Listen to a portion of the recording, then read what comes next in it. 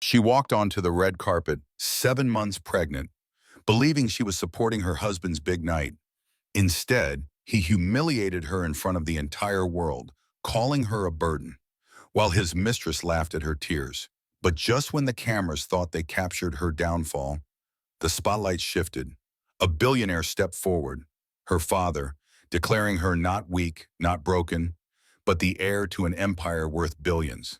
What the world didn't know was that the woman they mocked was secretly setting a trap. And every move, from the betrayal to the boardroom battles to the FBI raid, was part of her master plan. Stay with me, because what happens next will leave you speechless. And trust me, you won't want to miss the ending. If you love justice, revenge, and stories where the underestimated woman wins it all, make sure to like, comment, share, and subscribe, because this is one story you'll never forget. Madison Hayes Montgomery stood before the full-length mirror in the Plaza Hotel suite, her hands protectively cradling her 7-month pregnant belly. The midnight blue designer gown had cost $30,000, specially tailored to flatter her changing figure. She'd spent 3 hours in hair and makeup, trying to look perfect for Bradley's big night. "You ready yet?" Bradley's voice cut through the room like ice. Her husband of 4 years stood in the doorway, his tuxedo impeccable, his expression anything but loving. "We're going to be late." "Almost ready," Madison said softly, reaching for her diamond earrings, a gift from her late mother. Bradley crossed the room in 3 quick strides, his cologne overwhelming. "Turn around," he commanded. When she complied, he scrutinized her with the same cold calculation he used for quarterly reports. "God, Madison, couldn't you have tried harder? You look like you swallowed a beach ball." The words stung, but Madison had heard worse over the past months. "The dress is beautiful, Bradley." "The designer said—" "The designer lied to make a sale," he interrupted. "Listen, when we get there, you walk behind me. No couple photos. I can't have potential investors seeing me with—" He gestured vaguely at her body. "This. Bad for the IPO image." Madison felt tears threatening, but forced them back. "Bradley, I'm your wife. I'm carrying your child." "Yeah, well, timing was never your strong suit, was it?" He checked his Rolex. "Should have waited until after the company went public. Now I have to do damage control." The ride to the Tech Innovation Awards was silent except for Bradley's constant phone calls with Victoria Sterling, his business partner. Madison noticed how his voice warmed when talking to the younger woman, how he laughed at her jokes. She placed a hand on her belly, feeling the baby kick, reminding herself why she endured this. The Waldorf Astoria blazed with lights as their limo pulled up. Photographers lined the red carpet, their cameras ready. Bradley stepped out first, not offering Madison his hand. She managed to exit gracefully despite her pregnancy, years of deportment lessons from her mother serving her well. "Bradley! Bradley Montgomery," reporters called out. "How does it feel to be nominated for Entrepreneur of the Year?" Bradley's smile transformed him into the charming man Madison had married. "Incredible. This is what happens when you're willing to make the hard choices, cut the dead weight, and focus on what really matters." "And Mrs. Montgomery," a female reporter pushed forward, "how proud are you of your husband?" Before Madison could answer, Bradley stepped in front of her. "She's thrilled, of course, though she doesn't really understand the technical side of things. Madison's more of a homebody these days." The dismissal was clear. Madison stood behind her husband, as he had instructed, watching him work the crowd. She recognized several board members from Hayes Industries, her father's company, mingling with the tech elite. Richard Hayes hadn't been seen in public for 5 years, not since her mother's funeral. "Madison!" a bright voice called out. Victoria Sterling approached in a stunning red dress that left little to imagination. The 28-year-old venture capitalist was everything Madison wasn't: tall, slim, radiating confidence. "Oh my goodness, look at you! You're absolutely glowing." The false warmth made Madison's skin crawl. "Thank you, Victoria." Victoria air-kissed her cheeks, holding a full champagne glass dangerously close. "Bradley must be taking such good care of you. He's always talking about how concerned he is about your condition." "My pregnancy? Oh, is that what we're calling it?" Victoria laughed, a tinkling sound that drew Bradley's attention. "I meant your depression. Bradley mentioned you've been struggling." Madison hadn't told anyone about her therapy sessions. The betrayal cut deep. I'm fine, thank you. Of course you are. Victoria moved closer, ostensibly to whisper something supportive. The champagne glass tilted. Madison saw it happening in slow motion, the red wine cascading down her $30,000 gown, staining the fabric like blood. Gasps erupted around them. Cameras flashed frantically. Oh my God! Victoria's cry of dismay was Oscar-worthy. Madison, I'm so sorry. I'm such a klutz. Bradley appeared instantly, but not to help his wife. Jesus Christ, Madison, can't you watch where you're going? She didn't, Madison started. You've always been clumsy, Bradley said loudly, ensuring the microphones caught every word. Especially lately. The pregnancy brain is real, folks. Laughter rippled through the crowd. Madison stood there, wine dripping from her ruined dress, as her husband and his business partner shared a moment of amusement at her expense. Someone get her a towel, Bradley said dismissively. Victoria, come on. They're about to announce the winner. Security appeared with towels, but the damage was done. Every photographer had captured the moment. The pregnant wife humiliated on the red carpet, standing alone in a stained dress while her husband walked away with another woman. Madison was guided to a side entrance, given a jacket to cover the stain. She could hear Bradley's acceptance speech beginning in the main ballroom. Her phone buzzed with messages from Claire, her friend at the Washington Post, who was watching the live stream. Are you okay? That looked deliberate. Madison typed back with steady fingers. Phase 1 complete. He took the bait. Madison stood in the bathroom using paper towels to blot the wine stain, while Bradley's voice echoed through the speakers. His acceptance speech was being broadcast throughout the venue. Success in Silicon Valley requires tough choices, Bradley was saying. You have to be willing to cut dead weight, to leave behind anything that doesn't serve your vision. That's why, as I stand here accepting this honor, I need to make an announcement. Madison froze. This wasn't part of the plan she'd anticipated. Madison and I are separating, Bradley continued, his voice carrying clearly. It's been a difficult decision, but I've been carrying her depression and instability for too long. As we prepare for our IPO next week, I need to focus on what really matters. The future of Montgomery Tech. Gasps echoed through the ballroom. Madison's phone exploded with messages. She stood perfectly still, watching her reflection in the mirror, counting her breaths the way her therapist had taught her. Mr. Montgomery seems confused about what really matters. The voice was unmistakable. Madison rushed out of the bathroom, pushing through the crowd gathering at the ballroom entrance. Richard Hayes stood at the back of the room, his presence commanding despite his 5-year absence from public life. At 58, her father still cut an imposing figure in his perfectly tailored suit. The entire room had turned to stare. Richard Hayes, someone whispered. The Richard Hayes. Her father walked down the center aisle with measured steps. Bradley had gone pale on stage, his moment of triumph evaporating. Mr. Hayes, Bradley stammered, we weren't expecting. Clearly, Richard said, his voice carrying without a microphone. You were too busy humiliating my daughter to notice much of anything. He climbed the stage steps slowly, deliberately. May I? Bradley surrendered the microphone without protest. Ladies and gentlemen, Richard began, his voice filling the space.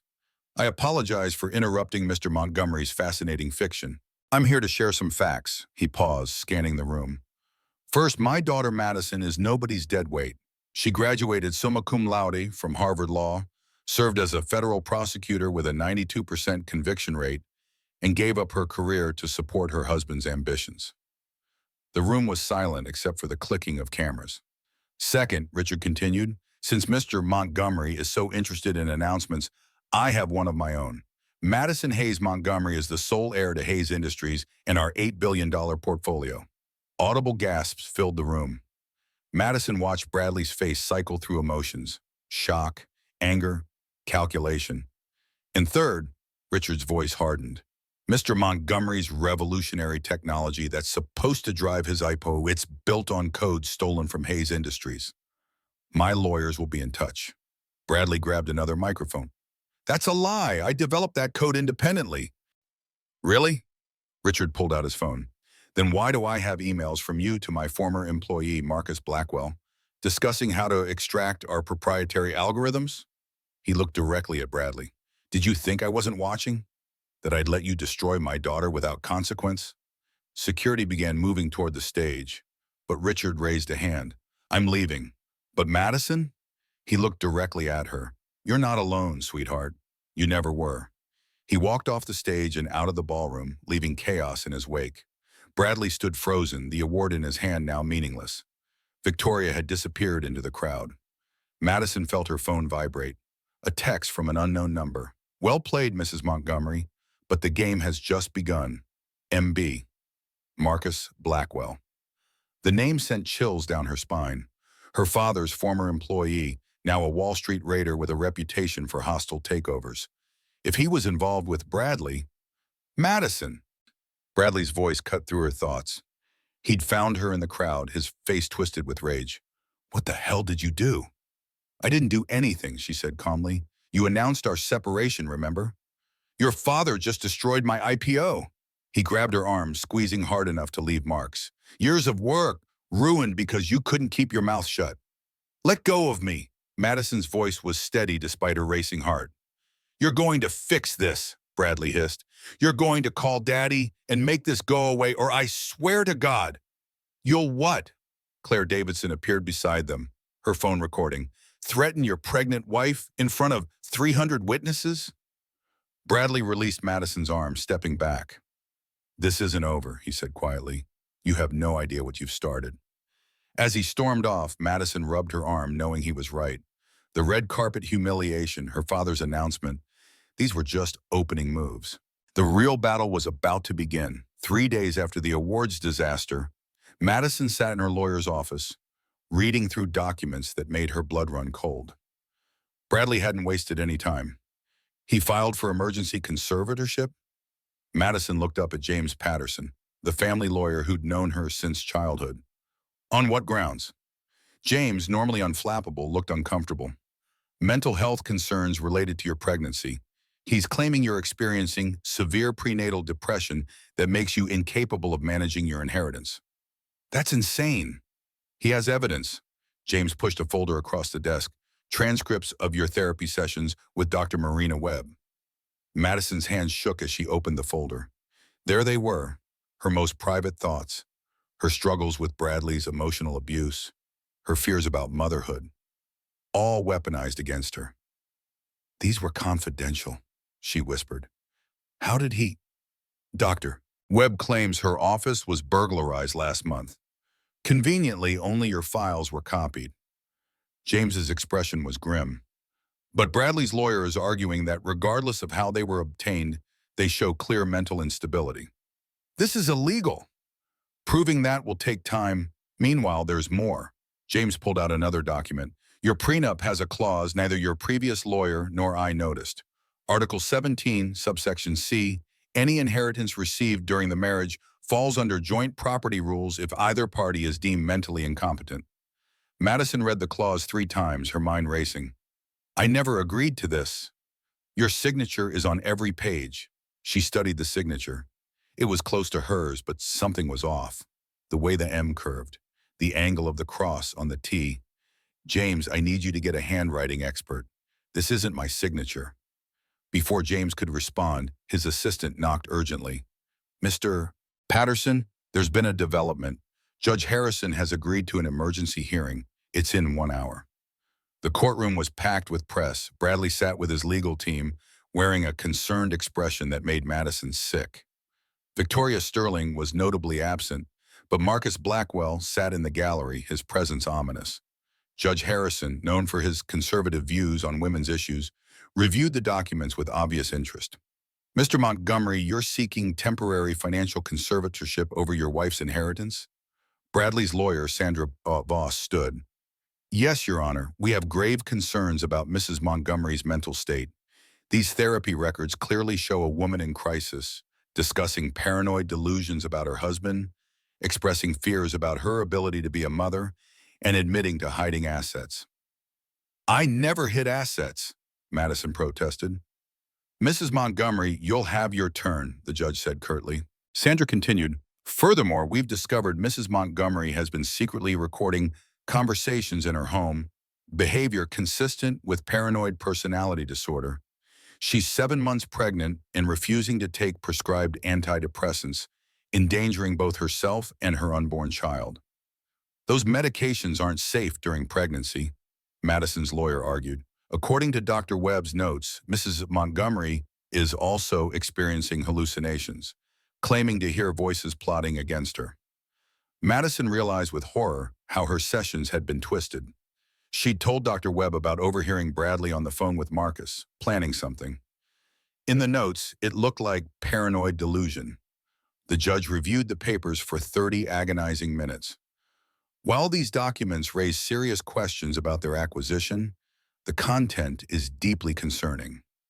I'm granting temporary conservatorship to Mr. Montgomery, limited to the Hayes inheritance, pending a full psychological evaluation. Your Honor, Madison stood, ignoring her lawyer's attempt to stop her. My husband is stealing from me. He's been moving our joint assets for months. He's having an affair with Victoria Sterling, and he's working with Marcus Blackwell to take over my father's company. The judge's expression hardened. Mrs. Montgomery, these outbursts only reinforce my decision. You're clearly in distress. I'm also ordering immediate psychiatric evaluation at Yorkville Wellness Center. Yorkville. Madison knew that name. It was where Bradley's connections could control the narrative, where records could be altered, where she could be kept indefinitely. I refuse, Madison said firmly.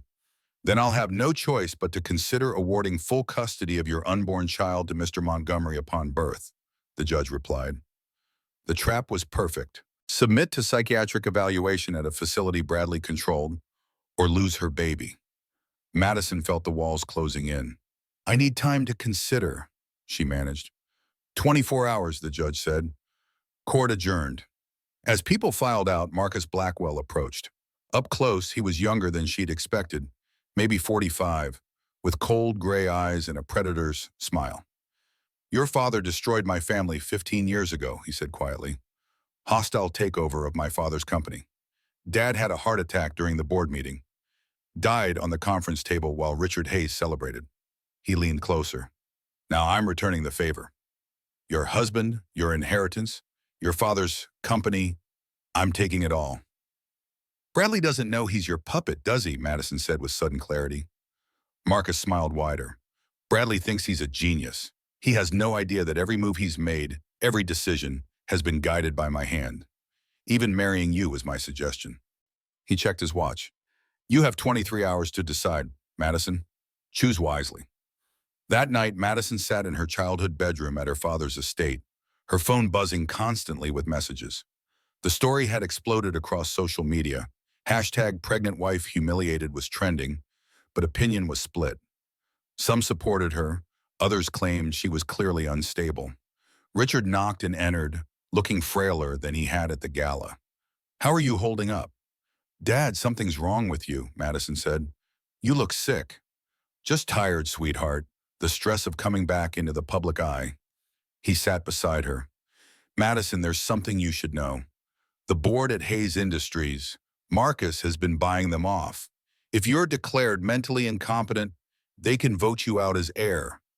How long do I have? 30 days from any declaration of incapacity. Richard pulled her close. I'm so sorry, baby. I should have protected you better. Madison felt her baby kick, strong and insistent. Dad, I need you to trust me. Can you do that? Always. Then I need you to get tested for heavy metal poisoning. Don't ask why. Just do it quietly. Richard studied her face. You know something. I suspect something. Please, Dad, trust me. After he left, Madison pulled out a burner phone hidden in her old jewelry box. She dialed a number she'd memorized 3 months ago. It's me, she said when the call connected. We're moving to phase 2. Are you sure? The voice replied. Once we do this, there's no going back. Madison thought of Bradley's smirk in court, of Marcus's cold eyes, of her father growing weaker each day. I'm sure. And Sarah? She used the real name deliberately. Thank you for playing your part so perfectly. FBI Special Agent Sarah Mitchell, still maintaining her cover as Victoria Sterling, replied, We're going to nail them all, Madison, every last one. The Yorkville Wellness Center looked more like a luxury resort than a psychiatric facility, But Madison knew better. The pristine white walls and manicured gardens hid a darker purpose. She'd had 48 hours to research, and what she'd found chilled her. Patients who entered for evaluation often stayed for months, their testimony discredited, their assets transferred to responsible parties. Dr. Patricia Morse, Yorkville's director, greeted her with a practiced smile. "Mrs. Montgomery, we're so pleased you've chosen to seek help." "I didn't choose anything," Madison said clearly, ensuring the hidden recorder in her purse caught every word. "I'm here under court order. Of course, your husband is very concerned about you."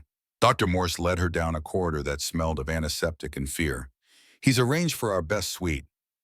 The suite was a gilded cage, comfortable furniture, barred windows, no sharp objects, and cameras in every corner. Madison set down her bag, knowing it would be searched the moment she left the room. "Your evaluation will begin tomorrow," Dr. Morse explained. "Dr. Kenneth Ashford will be your primary psychiatrist. He comes highly recommended by your husband."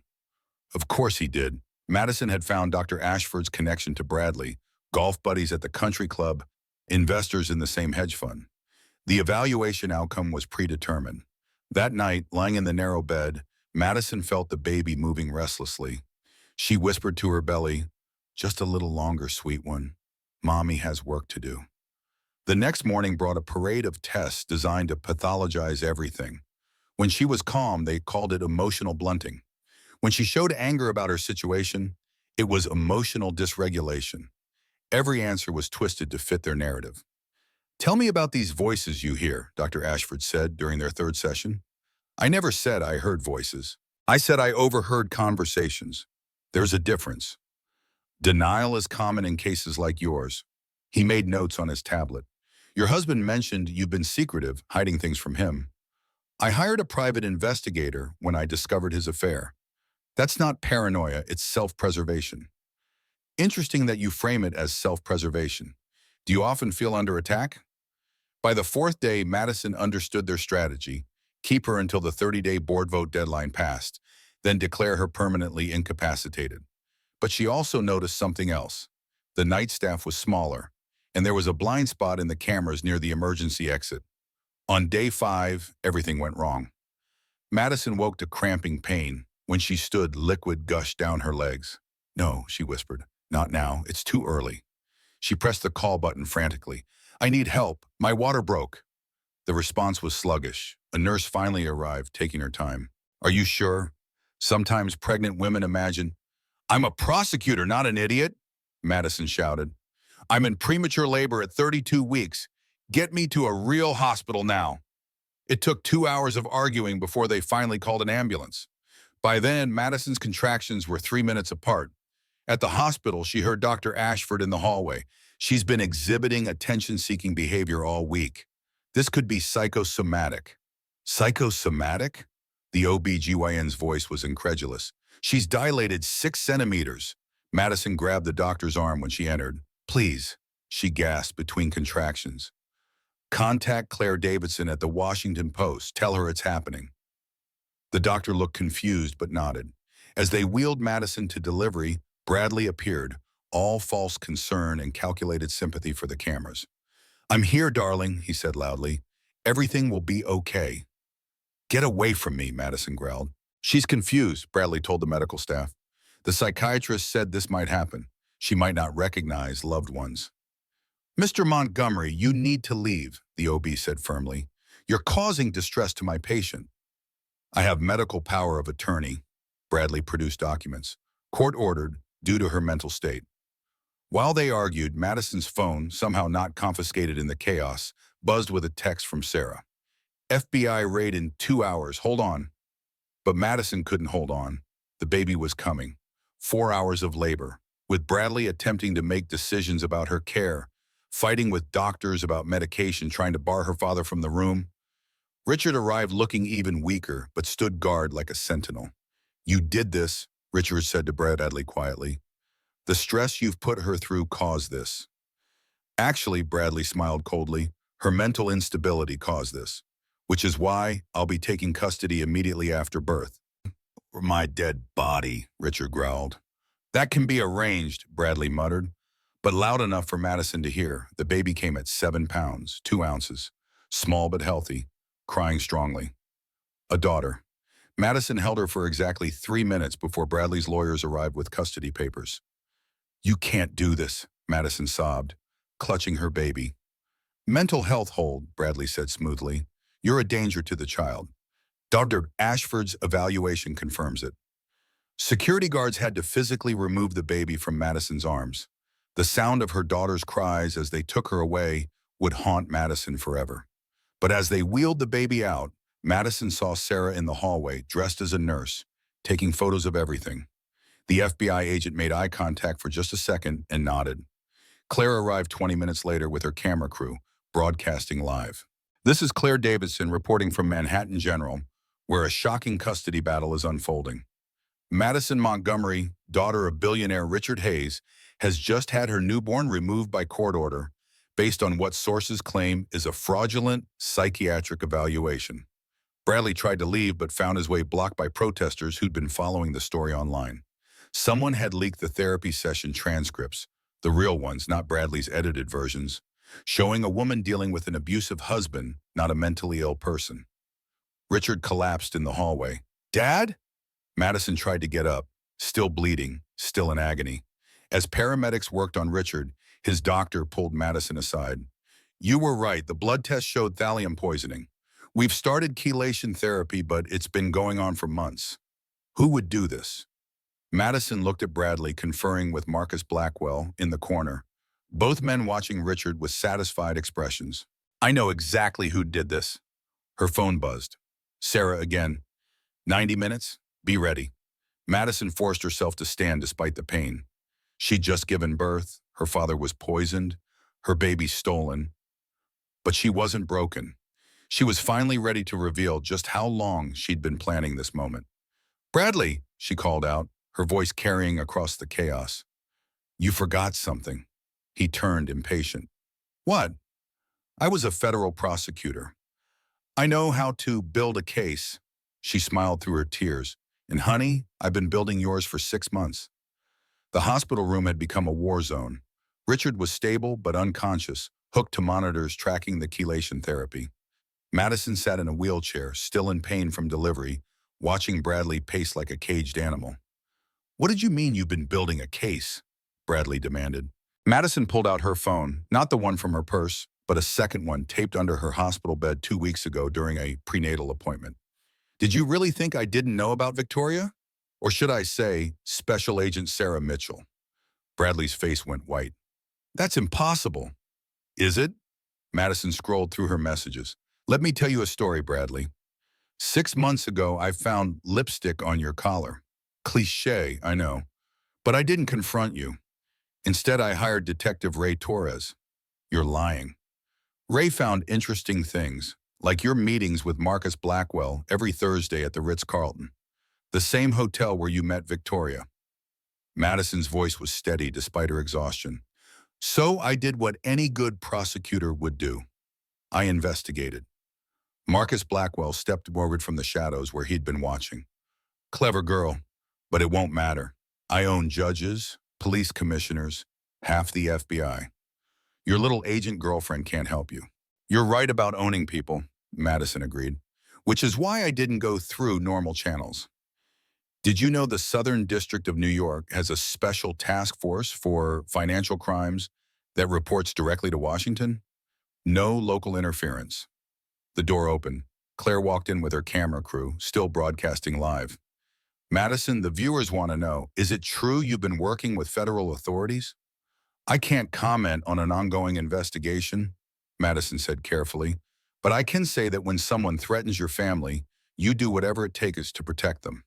Bradley grabbed the phone from her hand. "This is all delusion. She's sick." But the phone was already unlocked, showing a recording app with hundreds of files, each one labeled with dates and participants. Bradley and Marcus, May 15th. Bradley and Victoria, June 2nd. Marcus poisoning discussion, July 18th. "You recorded me in my own home?" Bradley shouted. "Our home," Madison corrected. "New York is a one-party consent state. And Bradley, your prenup that gives you control if I'm mentally incompetent?" My lawyer found something interesting. James Patterson entered, carrying documents. The prenup Mr. Montgomery filed with the court is different from the one signed 4 years ago. The mental health clause was added later. The signature page was forged. Prove it, Bradley snarled. Already did, James replied. The ink on the signature page is only 6 months old. Forensic analysis confirmed it this morning. You forged your wife's signature to a fraudulent document, Mr. Montgomery. That's fraud, forgery, and given the interstate commerce involved, federal racketeering.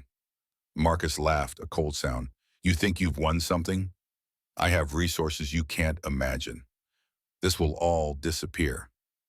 Will it? Madison asked. Tell me, Marcus, do you trust Victoria? You've been telling everyone she's your daughter. Of course I trust her. I trained her myself. Funny thing about DNA, Madison continued. It doesn't lie. Victoria Sterling has no biological connection to you, but she does have a very interesting employment history with the Federal Bureau of Investigation. The room went silent. Marcus's confident expression cracked. Sarah walked in, no longer the seductive Victoria Sterling. She wore an FBI windbreaker and carried her real credentials. Marcus Blackwell, you're under arrest for attempted murder, racketeering, fraud, and conspiracy. You can't. I have immunity deals.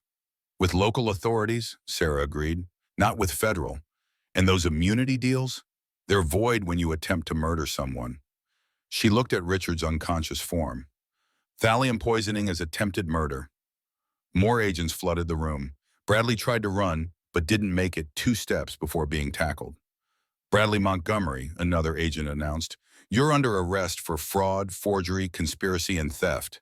As they cuffed him, Bradley screamed at Madison, you destroyed everything, my company, my future. Your company built on stolen code, Madison interrupted. Your future built on my father's money. You never created anything, Bradley. You're just a parasite who found a bigger parasite to feed off. Marcus was fighting the agents. You don't know who you're messing with. I have dirt on half of Washington. Good, Sarah said. We'll want all of that in your plea deal. Though given the attempted murder charge, you're looking at 40 years minimum. Claire's camera captured everything. The arrests, Madison's calm narration, the evidence being cataloged. The live stream had 5 million viewers and climbing. But Madison wasn't done. She struggled to her feet, ignoring the pain. There's more. Bradley, did you know Marcus was poisoning my father? Or were you too stupid to notice? Bradley's face showed genuine shock. Poisoning? Small doses of thallium and Richard's vitamins, Madison explained. The ones you so helpfully brought him every week, telling him they were from his doctor. You were the delivery system for attempted murder. I didn't know, Bradley pleaded. Marcus said they were supplements. Ignorance isn't a defense, Madison said. You know what is a defense? Recording every conversation where Marcus gave you those bottles. Telling you exactly how to ensure my father took them. She pulled up another file on her phone. Marcus's voice clear. Make sure the old man takes these every day. Tell him his doctor insisted. Don't let him skip a dose. You recorded everything, Marcus said with something like admiration. How? My mother was paranoid about security, Madison explained. She had the entire estate wired with recording equipment. Every room, every phone line. I just had to turn it on and wait. Detective Ray Torres entered with boxes of evidence. We also found interesting things at Mr. Montgomery's office. Secret accounts, cryptocurrency transfers to Marcus Blackwell, dating back 2 years. In this, he held up a hard drive. Every piece of stolen Hayes Industries code, with Bradley's digital fingerprints all over it. Bradley had gone silent, the reality sinking in. His lawyers had disappeared the moment FBI badges appeared. Where's my daughter? Madison demanded. Safe, Sarah assured her. Child Services has her in the nursery. With Bradley under arrest, custody automatically reverts to you. Madison nearly collapsed with relief. Richard's eyes fluttered open at that moment, weak but aware. Did we get them? He whispered. We got them, Dad, Madison said, taking his hand. All of them. The next hour was chaos. 47 arrests across 3 states as the FBI rolled up Marcus's entire network. The IPO was canceled. Montgomery Tech's value evaporating in minutes. Every major network picked up Claire's live stream. As they wheeled Madison back to maternity to reunite with her daughter, Bradley called out, "Madison, please, I'm sorry, I loved you once." Madison stopped, turning to face the man who'd tormented her for 2 years. "No, Bradley, you loved the idea of me, the heiress you could control, but you never knew the real me." "And who's that?" "The prosecutor who always wins her case." She looked at Sarah. "Agent Mitchell, make sure he gets a cell where he can watch the news. I want him to see everything he built become mine." "With pleasure," Sarah replied. Madison held her daughter for the first time in hours, tears streaming down her face. The baby was perfect, unaware of the drama surrounding her birth. "What will you name her?" Claire asked softly, the camera finally off. "Sarah Victoria Hayes," Madison said, "after the agent who helped save us, and as a reminder that sometimes victory comes from the most unexpected places." Richard, wheeled in beside them, smiled weakly. "Your mother would be proud." "I know," Madison said. "I learned from the best. She always said the best revenge is served cold, with proper documentation and federal witnesses." Outside, news vans multiplied as the story exploded worldwide. But inside the small hospital room, 3 generations of the Hayes family held each other, finally safe. 48 hours after the arrests, Madison sat in the Hayes Industries boardroom, her daughter sleeping in a bassinet beside her. Despite having given birth just days ago, she'd insisted on attending the emergency board meeting. The 12 board members shifted nervously in their seats. "Gentlemen," Madison began, her voice cutting through the tension, "and ladies, let's discuss your recent voting patterns." She clicked a remote, and the screen behind her lit up with transaction records. "Over the past 6 months, 7 of you received payments from shell companies linked to Marcus Blackwell, amounts ranging from $500,000 to $2 million. Board member William Anderson cleared his throat. "Madison, you can't prove it, can I?" Madison clicked again. "Here's you, William, at the Ritz-Carlton with Marcus on April 10th. Here's the wire transfer to your Cayman account on April 12th. And here's the email where you promised to vote me out if I was declared incompetent." William went pale. I can explain." "Please don't," Madison said. "You're fired. Security will escort you out." "You can't fire me. I have a contract." "Which includes a morality clause," Madison replied. "Taking bribes violates that clause. You have 5 minutes to clear your office." As security removed William, Madison turned to the others. "Anyone else want to test me?" Harold Morrison, the longest-serving board member, stood. "Madison, with all due respect, you just had a baby. You're traumatized. Perhaps you should take some time." "Sit down, Harold," Richard said from the doorway. He walked in slowly, still weak but dignified. "My daughter has more strength in her little finger than you have in your entire spine." "Richard, we thought you were..." "Dying, I was, thanks to Marcus Blackwell's poison delivered by my son-in-law." Richard took his seat at the head of the table. "But I'm recovering, and I'm fully supporting Madison's decisions." Madison clicked to the next slide. "Here's what's going to happen. The 7 of you who took bribes will resign immediately. If you don't, I'll turn evidence over to the FBI, and you'll join Marcus and Bradley in federal prison." "This is blackmail," someone shouted. "No," Madison said calmly. "Blackmail is when Marcus threatened to release compromising photos of your affair, Harold, or when he threatened to expose your son's drug problem. Jennifer, I'm offering you a choice: resign with dignity or be prosecuted." One by one, 7 board members signed resignation letters. Madison had already prepared replacements. Respected business leaders, including 3 women and 2 people of color, changing the board's demographics dramatically. "Now," Madison continued, "let's discuss Hayes Industries' future. We're acquiring Montgomery Tech's assets." "But they're worthless now," Harold protested before remembering he'd just resigned. "The company is worthless," Madison agreed. "But the technology, the parts that weren't stolen from us, has value, and I'm buying it for $1. She produced a document. "Bradley signed this from his jail cell an hour ago. He had no choice. It was this, or I pursue additional charges that would add 20 years to his sentence." The baby stirred, making soft sounds. Madison picked her up, continuing the meeting while holding her daughter. "Hayes Industries is entering a new era. We're establishing a $500 million fund for women entrepreneurs who face domestic abuse or financial manipulation." That's a lot of money, new board member Patricia Williams observed. It's necessary, Madison replied. Do you know how many women stay in abusive relationships because of financial control?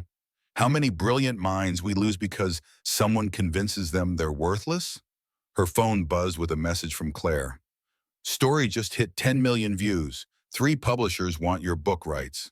Madison ignored it, focusing on the board. We're also implementing new security measures. Every executive, every board member will undergo thorough background checks annually. No more Marcus Blackwells infiltrating our ranks. After the meeting, Madison walked through Hayes Industries headquarters, employees stopping to applaud. She'd become a symbol, the pregnant wife humiliated on the red carpet who'd turned the tables on her abusers.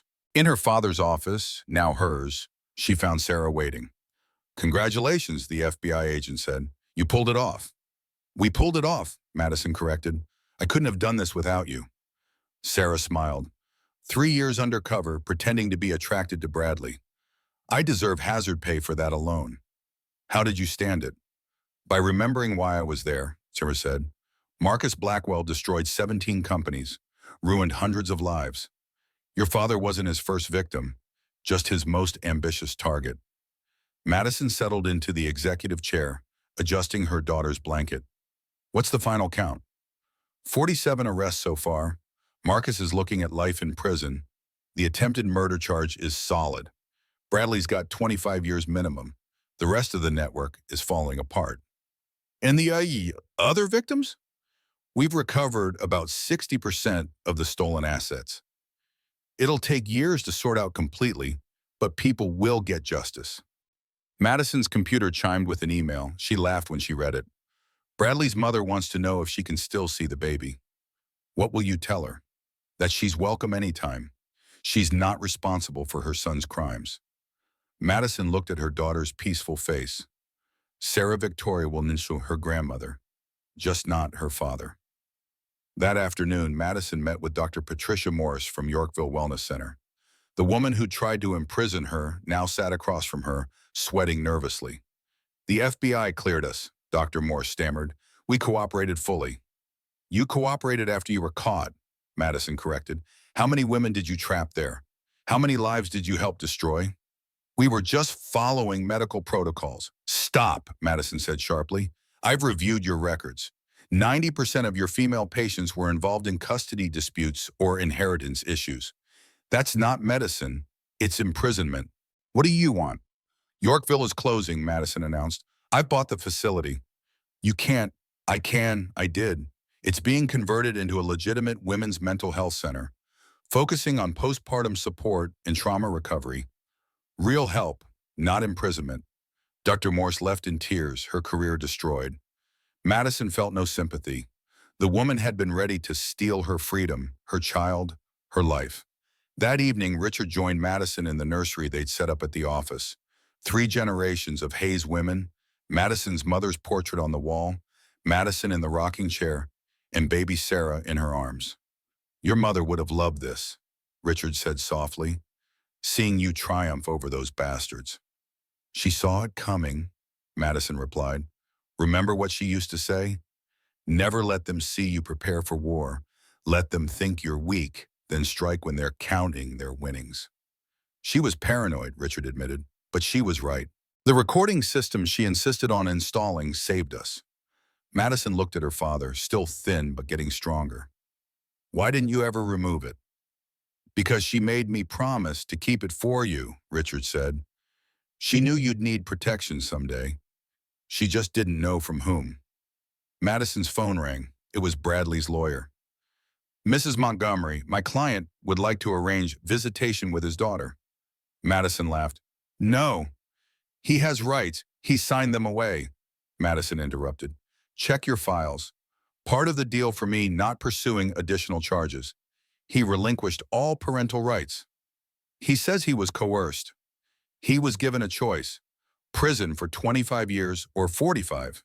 He chose 25. That's not coercion. That's consequences. She hung up. Bradley would try again, she knew. But she'd be ready. As night fell over Manhattan, Madison stood at the window, holding her daughter, looking at the city lights. Somewhere out there, Bradley sat in a federal holding cell. Marcus was in solitary confinement. Their empire of manipulation and greed had crumbled in days. "You're safe now," she whispered to Sarah Victoria. "Mommy made sure of that." The baby cooed, tiny fingers wrapping around Madison's thumb. In that moment, Madison felt her mother's presence, her father's strength, and her own unbreakable will merge into something powerful. The humiliated pregnant wife was gone. In her place stood Madison Hayes, billionaire protector, and proof that revenge is best served with federal indictments. 6 months had passed since the dramatic arrests. Madison entered the federal courthouse in downtown Manhattan, pushing Sarah Victoria's stroller, flanked by her legal team. The media frenzy was even bigger than before, every major network covering what they called the trial of the century. Inside courtroom 12, Bradley sat at the defense table, his orange jumpsuit a far cry from his designer suits. He'd lost weight, his face gaunt, his confidence shattered. When he saw Madison, something flickered in his eyes, regret, anger, or perhaps just recognition of what he'd lost. Marcus Blackwell sat at a separate defense table, still maintaining his cold composure despite facing life in prison. He watched Madison with calculating eyes, as if still looking for an angle to play. "All rise," the bailiff announced. The Honorable Judge Patricia Hernandez presiding. Judge Hernandez, known for her no-nonsense approach to financial crimes, took her seat. "We're here for the United States versus Bradley Montgomery and Marcus Blackwell. Are all parties ready to proceed?" The lead prosecutor, David Harrison, stood. "The prosecution is ready, Your Honor. We'd like to call our first witness, Madison Hayes." Madison handed Sarah Victoria to her father and approached the witness stand. After being sworn in, she sat straight-backed, meeting Bradley's gaze without flinching. "Ms. Hayes," Harrison began, "can you tell the court when you first suspected your husband was involved in criminal activity?" "6 months before his arrest," Madison replied clearly. "I found discrepancies in our joint accounts, money moving to offshore accounts without my knowledge." "What did you do?" "I hired a private investigator and began documenting everything." "Objection!" Bradley's lawyer, Thomas Brennan, stood. "Spousal privilege prevents." Mr. Montgomery waived spousal privilege when he publicly announced their separation at the Tech Innovation Awards, Judge Hernandez ruled. "Overruled." Harrison continued. "Ms. Hayes, can you explain the poisoning of your father?" Madison detailed finding her father's symptoms, researching thallium poisoning, and discovering Bradley's role as the unwitting delivery system. The courtroom was silent as she described watching her father grow weaker, knowing someone was slowly killing him. "Did Mr. Montgomery know the vitamins contained poison?" "I don't believe so," Madison admitted. "Bradley was a pawn, not the mastermind." "Objection!" Brennan shouted. "Prejudicial." "It's her opinion based on evidence," the judge ruled. Overruled. Cross-examination was brutal. Brennan attacked Madison's mental state, her motivations, her recordings. "You invaded your husband's privacy," Brennan accused. "Recorded him without consent." "New York is a one-party consent state," Madison replied calmly. "I consented to recording conversations I was part of." "You manipulated him into confessing." "I asked questions. He chose to answer honestly when he thought no one was listening." "You were seeing a therapist for depression." "How do we know your testimony is reliable?" Madison's voice hardened. "Depression doesn't affect my ability to recognize fraud, Mr. Brennan. If anything, therapy helped me see clearly what was happening." Sarah Mitchell testified next, devastating the defense with 3 years of undercover recordings. She played audio of Marcus instructing Bradley on manipulating Madison, planning the psychiatric commitment, discussing the poison. In one recording, Marcus's voice was clear. "The old man needs to die slowly. Natural causes. The daughter needs to be declared insane. Then everything falls into place." Bradley's face crumpled as he realized how thoroughly he'd been used. "Agent Mitchell," Marcus's lawyer cross-examined, "you seduced my client's co-conspirator. Isn't that entrapment?" "I maintained a professional cover," Sarah replied. "Mr. Montgomery pursued me, not the other way around. I have texts showing he initiated every encounter."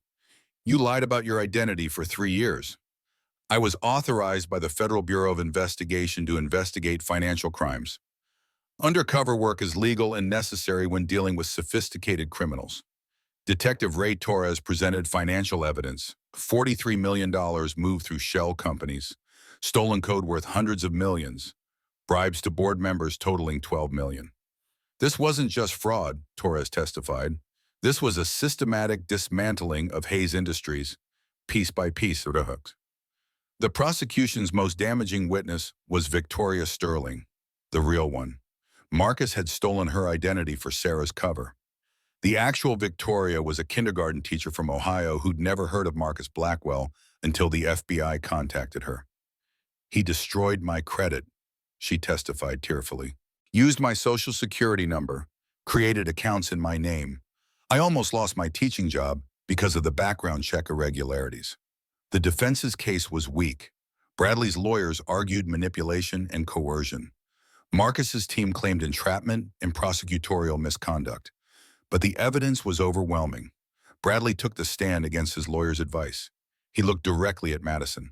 I loved you once, he said, before the money, before Marcus got into my head. I loved you. No, Madison said quietly from the gallery. You loved the idea of controlling someone powerful. That's not love, Bradley. That's possession. I never meant for your father to be hurt. But you were fine with hurting me, Madison replied, with taking my child, my freedom, my sanity. That was acceptable to you. Bradley broke down crying. The man who'd humiliated his pregnant wife on the red carpet was reduced to sobbing in federal court, begging for mercy that wouldn't come. Marcus testified with cold precision, admitting nothing, deflecting everything. But Harrison had saved the best for last, a recording from Marcus's own phone, recovered during the arrest. In it, Marcus detailed his entire plan to his lawyer, believing attorney-client privilege would protect him. It didn't. Privilege doesn't apply when planning future crimes. Richard Hayes destroyed my father, Marcus's voice played through the courtroom. So I'll just show you up there. So I'll destroy his daughter, his company, his legacy. I'll take everything and leave them with nothing. Closing arguments were swift. Harrison painted a picture of calculated cruelty, of men who viewed Madison as an obstacle to wealth and power. The defense tried to humanize their clients, but the evidence was insurmountable. The jury deliberated for less than 3 hours. On the count of conspiracy to commit murder, the foreman read, we find Marcus Blackwell guilty. Guilty verdicts rang out 47 times for various charges. Marcus showed no emotion. On the count of fraud exceeding $1 million, we find Bradley Montgomery guilty. 23 guilty verdicts for Bradley. He collapsed in his chair. Judge Hernandez schedules sentencing for the following month. As court adjourned, Madison stood to leave. Bradley called out, Madison, please, let me see her. Let me see my daughter. Madison turned, holding Sarah Victoria. This is my daughter, Bradley. You signed away your rights to her. You chose 25 years in prison over 45. That was your decision. I made a mistake. No, Madison said firmly. You made choices, hundreds of small choices that led here, and now you'll live with them. Outside the courthouse, Madison faced a wall of cameras. Claire was broadcasting live. Madison, how do you feel about the verdicts? Justice was served, Madison replied. But this isn't just about me. It's about every woman who's been financially abused, emotionally manipulated, or had their children used as weapons against them. What's next for you? Madison adjusted Sarah Victoria in her arms. I'm running Hayes Industries, raising my daughter and using our resources to help other women escape similar situations. Any regrets? Madison thought for a moment. I regret not seeing Bradley's true nature sooner, but I don't regret fighting back. I don't regret protecting my family. As she walked to her car, someone shouted, You're an inspiration. Madison stopped. I'm not an inspiration. I'm a survivor who had resources most women don't. That's why I'm using those resources to help others. No one should have to fight alone. That evening, Madison stood in the nursery at the Hayes estate, rocking Sarah Victoria to sleep. Richard sat in the corner, fully recovered now, reading quarterly reports. The board approved the Women's Fund, he said. $500 million, as you requested. Good. How many applications so far? 3,000 in the first week. Madison looked at her daughter's peaceful face. We'll help them all, eventually. You know Bradley will appeal. Let him, Madison said. The evidence is airtight. He'll die in prison, unless he gets early release for good behavior. Madison smiled coldly. Bradley doesn't know what good behavior is. He'll violate every rule, alienate every person, and serve every day of his sentence. Her phone buzzed with a message from Sarah Mitchell. Just wanted you to know, Marcus tried to arrange a hit on you from prison. We caught it. He's going to solitary for the rest of his life. Madison wasn't surprised. Marcus would never stop trying to destroy her. But she'd won. She'd protected her family, reclaimed her power, and built something stronger from the ashes of Bradley's betrayal. 1 year after the trial, Madison stood before Congress, testifying about financial abuse and domestic relationships. Sarah Victoria, now 18 months old, played quietly with Richard in the gallery. Senators, Madison addressed the committee, financial abuse affects 1 in 4 women, yet our laws barely recognize it. Abusers drain joint accounts, destroy credit, hide assets, and use money as a weapon. My ex-husband stole $43 million before his arrest. I was lucky. I had resources to fight back. Most women don't. Senator Patricia Williams leaned forward. Mrs. Hayes, what specific legislation are you proposing? The Financial Freedom Act, Madison replied. It would make financial abuse a federal crime when it crosses state lines, require banks to flag suspicious account activity in divorce proceedings, and establish emergency funds for victims. This would cost billions, Senator James Crawford protested. Financial abuse costs our economy $14 billion annually in lost productivity, healthcare costs, and legal fees, Madison countered. This legislation would save money long term. After 3 hours of testimony, Madison emerged to find protesters supporting her cause. Signs read Madison's Law and Financial Abuse is Real Abuse. The movement had grown beyond her story. That afternoon, she visited a women's shelter her foundation had established in the former Yorkville Wellness Center. The facility that had once imprisoned women now offered genuine help, therapy, legal aid, job training, and childcare. Ms. Hayes, a woman approached nervously. I'm Jennifer Mitchell. You probably don't remember me. But you were at Yorkville when I was there, Madison recalled. Your husband had you committed during your custody battle. Jennifer's eyes filled with tears. You saved me. When your story broke, my lawyer used it to prove systematic bias at Yorkville. I got my kids back. Stories like Jennifer's had multiplied. The Hayes Foundation had helped 3,000 women escape abusive situations, providing legal representation, safe housing, and financial support. In her office that evening, Madison reviewed a disturbing report.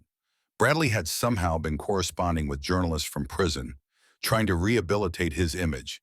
He claimed Madison had manipulated everything, that he was the real victim. Should we respond? Her publicist asked. No, Madison decided. Let him talk. Every interview he gives reminds people what he did. Her phone rang. Sarah Mitchell, now heading the FBI's Financial Crimes Division, had news. Madison, we found something. Remember the $43 million Bradley stole?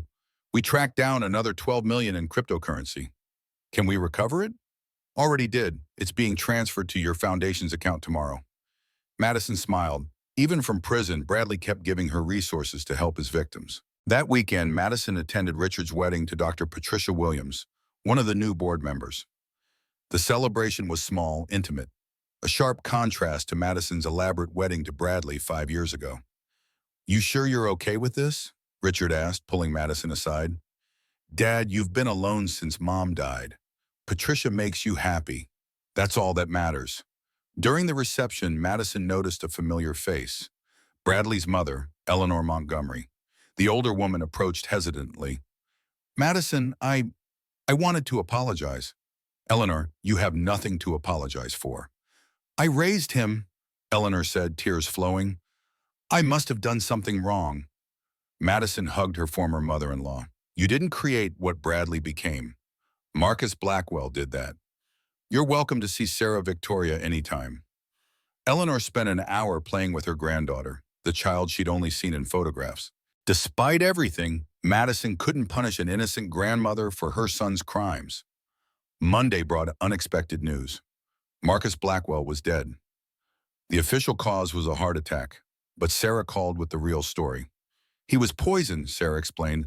Thallium, same as he used on your father. Another inmate, someone whose family Marcus destroyed years ago. Madison felt no satisfaction, only a cold finality. Poetic justice. There's more. Marcus left you something in his will. I don't want anything from him. You'll want this, Sarah insisted. It's a confession, full details of every crime, every bribe, every person he corrupted. He wanted you to know the full scope of what you defeated. The confession was staggering. Marcus had corrupted judges, police commissioners, SEC officials, even 2 senators. His network was larger than anyone imagined. Why would he confess? Madison asked. His final message said you were the only person who ever truly beat him. He respected that. In his twisted way, I think he wanted you to know you'd won completely. Madison shared the confession with authorities, leading to 17 more arrests. The corruption ran deep, but each revelation strengthened the case for Madison's legislation. Bradley saw his final hope disappear when his last appeal was denied. Security footage showed him watching the news in the prison common room as Madison rang the opening bell at the New York Stock Exchange. Hayes Industries stock hitting record highs. Turn it off, Bradley demanded. No way, another inmate replied. Your ex-wife is hot and rich, and she destroyed you. That's entertainment. Bradley started a fight and ended up in solitary confinement. Again. Back in New York, Madison launched her most ambitious project yet, a technology incubator for women entrepreneurs. Using the remnants of Montgomery Tech's assets, she created something beautiful from Bradley's failure. We're calling it Phoenix Tech, she announced at the launch event, because every woman here is rising from ashes someone else created. The first cohort included 50 women, each with a story of overcoming financial abuse or manipulation. Madison mentored them personally, sharing not just resources but hard-won wisdom. One evening while reviewing applications, Madison found one that stopped her cold. Victoria Sterling, the real one, the kindergarten teacher from Ohio, had applied with an educational technology startup. Madison called her immediately. Victoria, your application is approved. Full funding, no equity required. But after everything that happened with my identity makes you exactly who we want to support, Madison interrupted. You survived identity theft and rebuilt your life. That's the Phoenix spirit we need. As Sarah Victoria's second birthday approached, Madison received an unexpected letter. It was from Bradley, handwritten from prison. Madison, I know you'll probably burn this without reading it, but I need to say something. I was wrong about everything.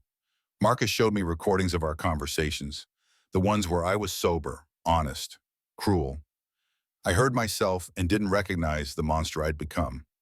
I'm not asking for forgiveness. I'm not asking to see Sarah Victoria. I'm just saying I'm sorry.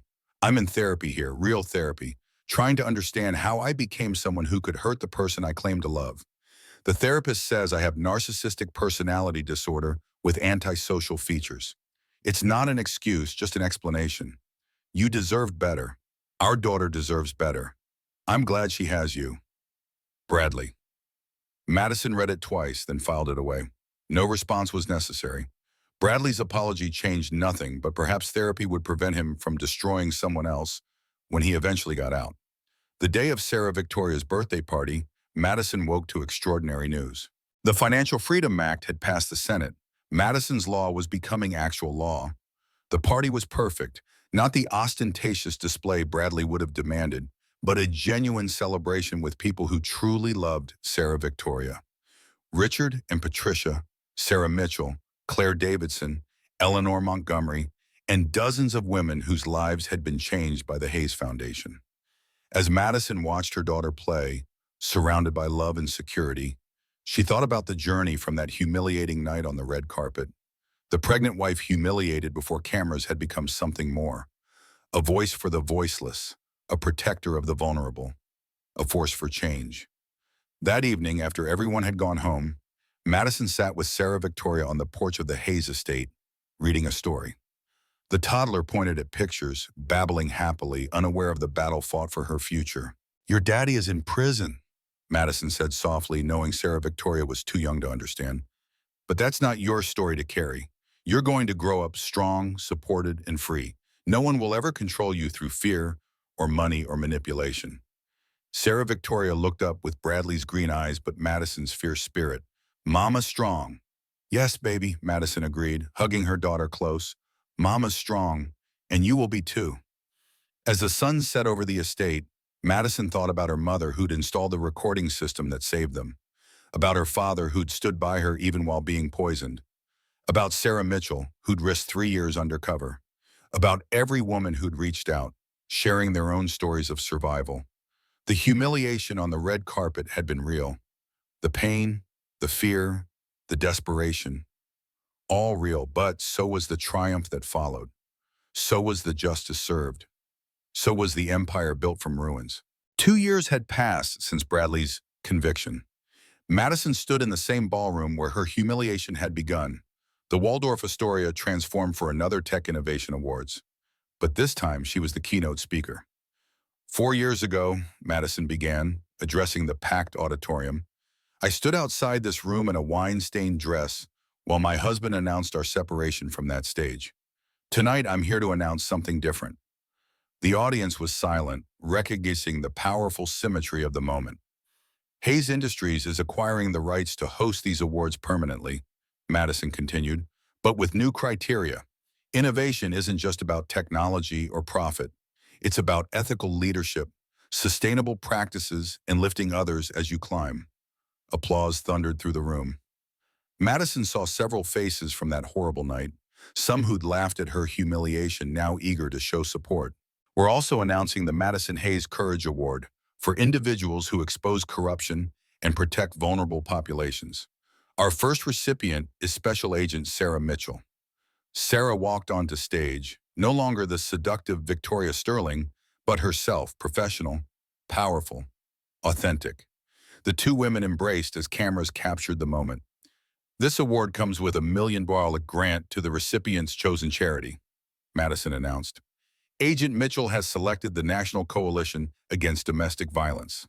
In federal prison, Bradley watched the ceremony on the common room television. His fellow inmates made cruel jokes, but he couldn't look away. Madison wore a midnight blue gown, similar to the one ruined that night, but now she wore it like armor. That your ex? A new inmate asked. Yeah, Bradley admitted. Damn, you fumbled the bag, didn't you? Bradley said nothing. What was there to say? He'd traded everything for Marcus Blackwell's false promises and was serving year 7 of his 25-year sentence. Back at the Bala, Madison introduced Phoenix Tech's latest success story, Victoria Sterling, the real one, whose educational technology had just secured $30 million in funding. 4 years ago, my identity was stolen to commit crimes, Victoria told the audience. Today, I'm using technology to help children learn. That's the power of second chances. Madison's phone vibrated with a message from her father. Richard was in the hospital, not poisoned this time, but a mild heart attack. She excused herself, leaving Sarah to continue the presentations. At Mount Sinai Hospital, she found Richard stable but frustrated. I'm too young for this, he complained to Patricia. You're 62 and you've been poisoned with thallium, Patricia replied. Your heart's been through trauma. Madison took his hand. You need to slow down, Dad. Says the woman running $1 billion company while raising a toddler and passing federal legislation. Richard shot back, but he was smiling. They'd survived so much together. There's something I need to tell you, Richard said quietly, about your mother. Madison tensed. Her mother's death had been sudden, a car accident when Madison was 25. She knew, Richard continued, about Marcus Blackwell's father, about the takeover. She warned me Marcus would seek revenge someday. That's why she installed all that surveillance. She was protecting us even then? She was always protecting you, Richard confirmed. She'd be so proud of who you have become. That night, Madison returned home to find Sarah Victoria waiting with the nanny, fighting sleep. Mama home, the 3-year-old shouted, running into Madison's arms. Yes, baby, Mama's home. As she tucked her daughter into bed, Sarah Victoria asked, Where, Daddy? It was the first time she'd asked. Madison had prepared for this moment. Daddy had to go away because he made bad choices, Madison explained simply. But that's not your fault. You are loved, you are wanted, and you are perfect. Daddy bad? Daddy made mistakes, big ones. but that doesn't mean you will. Sarah Victoria seemed satisfied with this answer, drifting off to sleep. Madison watched her daughter's peaceful face, seeing traces of Bradley, but mostly seeing her own strength reflected back. The next morning brought a shocking development. Bradley had been attacked in prison. He'd survived, but was in critical condition. Despite everything, Madison felt a pang of something. Not sympathy exactly, but a recognition of wasted potential. Eleanor called, sobbing. "They say he might not make it." "I'll ensure he gets the best care," Madison promised. "After everything he did to you?" "He's Sarah Victoria's biological father. She deserves the chance to make her own decisions about him when she's older." Madison arranged for Bradley's transfer to a secure medical facility with better care. He survived, but the attack left him partially paralyzed. The man who'd once strutted across red carpets would spend his remaining years in a wheelchair. A month later, Madison received notice that Marcus Blackwell's estate, what remained after victim restitution, had been left entirely to her. $50 million with a note. "You won. Use this better than I did." Madison donated every penny to expanding the Phoenix Tech Incubator nationally. Within 6 months, they had locations in 12 cities, supporting 500 women entrepreneurs. The Financial Freedom Act's implementation was making waves. Banks reported suspicious account activity in divorce proceedings, leading to numerous fraud arrests. Emergency funds helped thousands of women escape abusive situations. Madison testified before Congress again, pushing for expanded protections. "Financial abuse is domestic violence," she stated firmly. "When someone controls your money, they control your life. We've proven this legislation works. Now we need to expand it." One evening, Claire Davidson visited with news about her book. "The publisher wants to know if you'll write the foreword," Claire said. "It's about your case, but also the broader issue of financial abuse." "Of course," Madison agreed. "What's the title?" "Spotlight Shifted: How Madison Hayes Changed the Game." Madison laughed. "A bit dramatic, don't you think?" "Your story is dramatic," Claire pointed out. Pregnant wife humiliated on red carpet becomes billionaire CEO who sends her ex to prison? That's Hollywood material. Please don't let them make a movie. Too late, 3 studios are bidding. Madison groaned but knew it was inevitable. Her story had become larger than her, a symbol of resistance, resilience, and revenge served cold with proper documentation. As the 4th anniversary of that fateful night approached, Madison prepared for Hayes Industries' biggest announcement yet. They were going public, but with a difference. 30% of shares would be held in trust for employees and victims of financial crimes. "This is unprecedented," the Wall Street Journal wrote. "Madison Hayes is rewriting the rules of capitalism." The IPO launch was held deliberately in the same ballroom where Bradley had announced their separation. Madison took the stage where he'd once stood, but she wasn't alone. Sarah Victoria, now old enough to understand moments, if not their meaning, stood beside her. Richard and Patricia flanked them, along with Sarah Mitchell, Claire, Victoria Sterling, and dozens of women from Phoenix Tech. 4 years ago, a man stood on this stage and called me dead weight, Madison began. Today, Hayes Industries goes public with a valuation of $15 billion. We've created 3,000 jobs, helped 10,000 women escape abuse, and changed federal law. That's not dead weight. This is lifting the world. The room erupted. Even hardened Wall Street veterans stood applauding. "But this isn't my victory alone," Madison continued. "Every person on this stage contributed to this moment. Every woman who shared her story, every investigator who gathered evidence, every survivor who refused to stay silent. This is our collective triumph." As she rang the ceremonial bell, Madison thought about the journey from humiliation to triumph.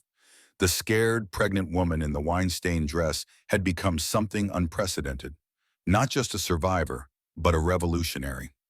That evening, Madison found a letter waiting at home. The return address was the federal medical facility where Bradley was held. "Madison," it read in Bradley's shaky handwriting, "I saw the IPO announcement. You built something incredible from the ashes I created. I'm paralyzed now, facing my mortality, and I need to say this. I was the dead weight. You were always the strength. I'm signing over any claim to anything, forever. Tell Sarah Victoria her father loved her enough to finally let go. Bradley." Madison filed this letter with the first one. Bradley's words meant little, but his legal relinquishment meant everything. The last tie was severed. As she checked on Sarah Victoria, sleeping peacefully, Madison's phone buzzed with a message from an unknown number. For a moment, her heart raced. Memories of Marcus's threats. But it was just a woman from Phoenix Tech, sharing that her company had closed its first $1 million deal. "You saved my life, Ms. Hayes. Thank you." Madison smiled, responding, "You saved yourself. I just provided resources." Standing in her daughter's doorway, Madison reflected on the transformation. The humiliation on that red carpet had been the catalyst for everything. The investigation, the arrests, the legislation, the empire built on justice rather than exploitation. 5 years had passed since the red carpet humiliation. Madison stood in the Oval Office, watching as the president signed the expanded Financial Freedom Act into law. "This legislation will save lives," the president said, handing Madison the pen. "Your courage in sharing your story, in fighting this battle, has changed America." Madison accepted the pen with steady hands. Every signature on this bill represents thousands of women who refuse to be silenced anymore. The ceremony was broadcast globally. In his federal medical facility, Bradley watched from his wheelchair, his body broken but his mind finally clear.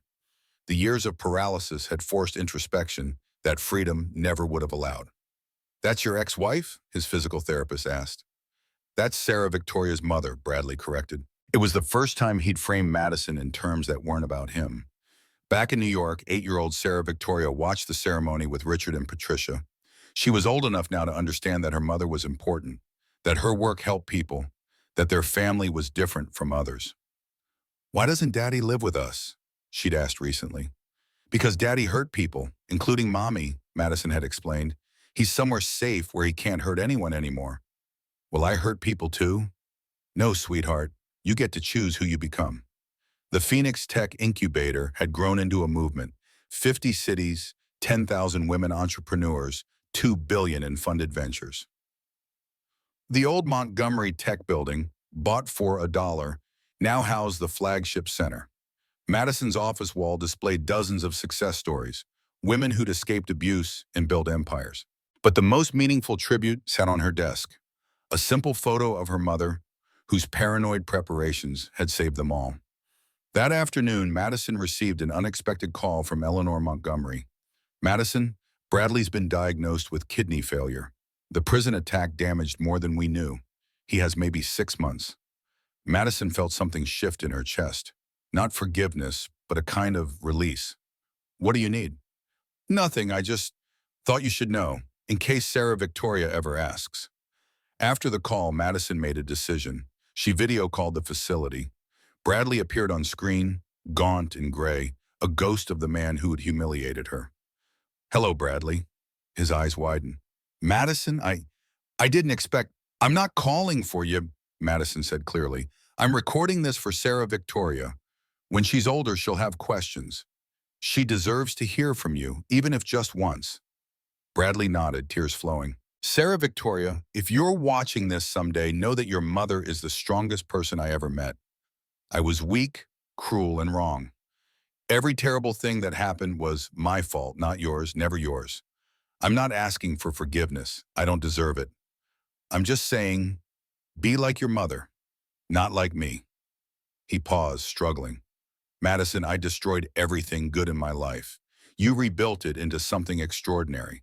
Thank you for ensuring our daughter will know love, stability, everything I couldn't give." Madison ended the call without response. There was nothing left to say. 2 months later, Bradley died quietly in his sleep. Madison didn't attend the funeral but sent flowers with a simple card, "For Eleanor, with sympathy." The news cycle barely noticed. Bradley Montgomery had become a footnote in Madison's larger story. Hayes Industries continued to soar, its unique model of stakeholder capitalism inspiring copycat companies worldwide. Madison appeared on magazine covers, gave TED Talks, advised world leaders, but her proudest moments were quieter, like when Jennifer Mitchell, the woman from Yorkville, graduated law school and joined the Hayes Foundation as lead counsel, or when Victoria Sterling's education technology company went public, making her a billionaire in her own right, or when Sarah Mitchell was appointed FBI director. the youngest in history. On the 5th anniversary of that terrible night, Madison stood once again in the Waldorf Ballroom. But this time, it was for Sarah Victoria's piano recital. The room transformed into a performance space for young musicians. As her daughter played, confident, talented, unafraid, Madison saw Richard wiping away tears. His health had stabilized, the poison's effects managed. He'd lived to see his granddaughter thrive. "She has your mother's gift," he whispered. Madison's mother had been a concert pianist before marrying Richard, another dream deferred for a man's ambition. But Sarah Victoria's dreams would never be deferred. After the recital, Claire approached with news. "The movie about your story, it just won 3 Oscars, including Best Picture." Madison laughed. "I still haven't watched it. The actress who played you thanked you in her speech, said you represent every woman who's been told she's not enough." That evening, Madison found herself in the same bathroom where she'd once hidden, wine-stained and humiliated. She looked at her reflection. Older, certainly, but also stronger, clearer, unbreakable. "Mama!" Sarah Victoria appeared in the doorway. "Are you okay?" "Yes, sweetheart, just remembering something." "Good or bad?" Madison considered. "Both. Sometimes the worst moments lead to the best outcomes." Sarah Victoria hugged her. "I'm glad you're my mama." "So am I, baby. So am I." Later, alone in her office, Madison opened a secure file on her computer. It contained every piece of evidence from the case, recordings, documents, testimonies. She'd kept it all, just in case. But now, 5 years later, with Bradley dead and Marcus gone, with justice served and laws changed, she knew it was time. She deleted the file, keeping only 2 things. The photo from the red carpet, her in the stained dress, humiliated and alone, and the photo from the IPO launch, her triumphant, surrounded by supporters. Before and after. Victim and victor, the full story. Her phone rang. A woman in California, trapped in an abusive marriage, had seen Madison's story and was asking for help. "I don't know what to do," the woman sobbed. "He controls everything." "First," Madison said, her voice calm and certain, "you're going to record everything. Document every transaction, every threat, every moment. Then we're going to get you safe. The Hayes Foundation will help. You're not alone." As Madison talked the woman through her options, she thought about the ripple effects of that night 5 years ago. One woman's humiliation had become a movement. Bradley's cruelty had sparked a revolution. Marcus's revenge plot had led to his own destruction and the liberation of thousands.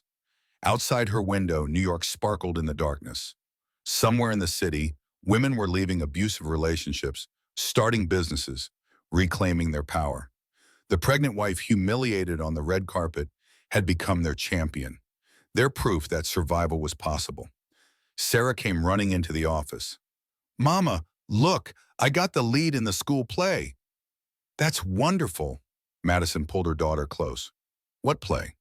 "It's about a princess who saves herself instead of waiting for a prince."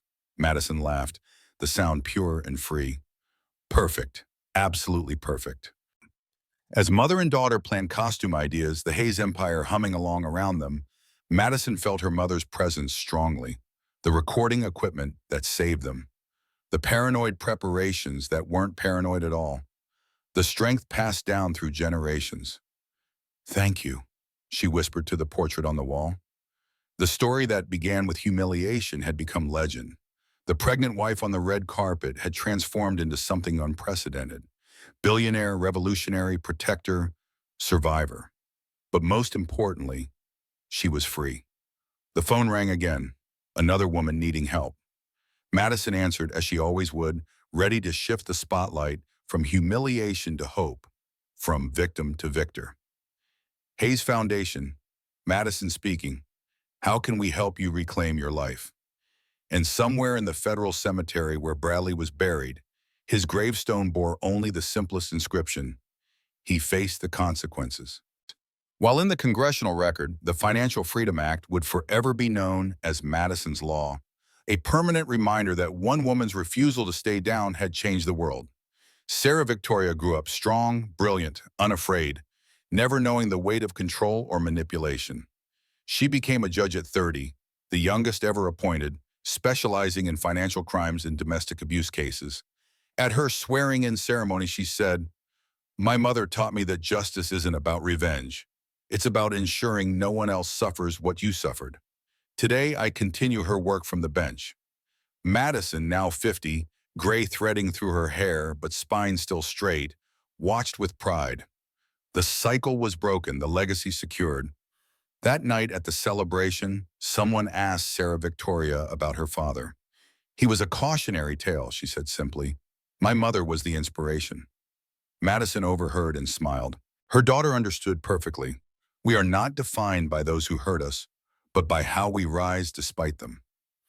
As the party continued, Madison stepped onto the balcony, looking out at the city lights. Her phone showed the Hayes Foundation had just helped its 100,000th woman escape abuse. Phoenix Tech had created 10,000 women-owned businesses. Madison's law had led to 8,000 convictions for financial abuse. The numbers were staggering, but Madison thought of each as an individual story, a woman who'd found freedom, safety, power. "You did it, Mom," Madison said to the night sky. "We did it." A shooting star streaked across the darkness, probably just coincidence, but Madison chose to see it as acknowledgement. Inside, Sarah Victoria was dancing with Richard, now 80, but still spry. Patricia recorded them on her phone, laughing. Claire was interviewing young entrepreneurs for her third book. Sarah Mitchell, retired from the FBI, ran self-defense classes for abuse survivors. This was Madison's true revenge, not Bradley's imprisonment or Marcus's death, but this, a life fully lived, surrounded by love, having transformed trauma into triumph. The pregnant wife humiliated on the red carpet had become legend, but more importantly, she'd become herself, and that was the greatest victory of all. 10 years after, the Waldorf Astoria Ballroom gleamed under crystal chandeliers as 500 guests gathered for the 10th anniversary of the Hayes Foundation's founding. Madison, now 42, stood at the podium where Bradley had once destroyed their marriage, where her father had defended her, where she'd later claimed her triumph. 10 years ago tonight, Madison began, I stood outside this room in a wine-stained dress, watching my life fall apart on live television. The audience was silent, respectful. Many were women the foundation had helped. Lawyers now, doctors, CEOs, survivors who'd built empires from ashes. Today, that stained dress is in the Smithsonian, part of an exhibit on women's resilience. The woman who wore it? She's still here, still fighting, still winning. Thunderous applause filled the room. Sarah Victoria, now 13 and poised beyond her years, introduced the evening's special guest, Eleanor Montgomery, who'd established a fund for children of incarcerated parents. "My son failed," Eleanor said simply. "But his failure led to this, thousands of women freed, laws changed, hope restored. Sometimes our greatest shames become society's greatest gifts." The evening's highlight was the announcement that Madison's law had been adopted by the European Union, making financial abuse a crime across 30 nations. As the gala concluded, Madison walked through the crowd, greeting survivors, partners, champions of change. Each had a story. Each was proof that humiliation could become transformation. Later, in the quiet of her office, Madison opened a package that had arrived that morning. Inside was Bradley's prison journal, sent by Eleanor after finding it in his effects. Day 1847, one entry read, "I watched Madison's Harvard speech today. She said forgiveness isn't about the person who hurt you. It's about freeing yourself. I'll never ask for her forgiveness. But maybe somewhere, she's free." Madison closed the journal. Bradley had died understanding finally what he'd lost. That was enough. Sarah Victoria knocked, entering with hot chocolate, their nightly tradition. "Mom, I've been thinking about law school." "You're 13. "I know, but Grandpa Richard says I have the mind for it. Like you did." Madison pulled her daughter close. "You have the mind for anything you choose. Law, medicine, art, music, the world is yours. I want to help people like you do." "Then you will. But your way, not mine." As they sat together looking out at New York's lights, Madison's phone showed the latest statistics. 1 million women helped globally. 50 billion in assets recovered from abusers. Madison's law preventing countless future crimes. But the greatest victory sat beside her. A daughter who'd never known fear, control, or diminishment. Sarah Victoria would never stand humiliated while someone she loved destroyed her publicly. The cycle was broken forever. Tell me the story again, Sarah Victoria asked. About the red carpet. Madison smiled. It had become family legend, told not with shame, but with pride. Once upon a time, Madison began, a woman in a beautiful dress stood in the spotlight. Someone tried to destroy her in front of the whole world. But instead of breaking, she became unbreakable. Instead of disappearing, she became unforgettable. Instead of accepting humiliation, she changed the world. And they all lived happily ever after? Sarah Victoria asked, playing along with a familiar rhythm. No, Madison said, they lived truthfully ever after. They lived powerfully ever after. They lived free. As midnight approached, Madison stood alone on the terrace. 10 years since that awful night. 10 years of fighting, building, transforming. The pregnant wife, humiliated on the red carpet, had become a force of nature. The spotlight had indeed shifted, illuminating not just her rise, but the path for millions of others to follow. And in the federal cemetery, Bradley's grave bore fresh flowers from Eleanor, with a note. Your daughter is extraordinary. Despite everything, she carries the best of both of us, your intelligence, Madison's strength. Rest knowing she'll never need to be saved. The Hayes Empire continued to grow, but its true legacy wasn't measured in billions. It was measured in women who'd found freedom, in laws that protected the vulnerable, in daughters who'd never know their mother's pain. The story that began with humiliation had become history, and history, Madison knew, was just another word for victory that lasted.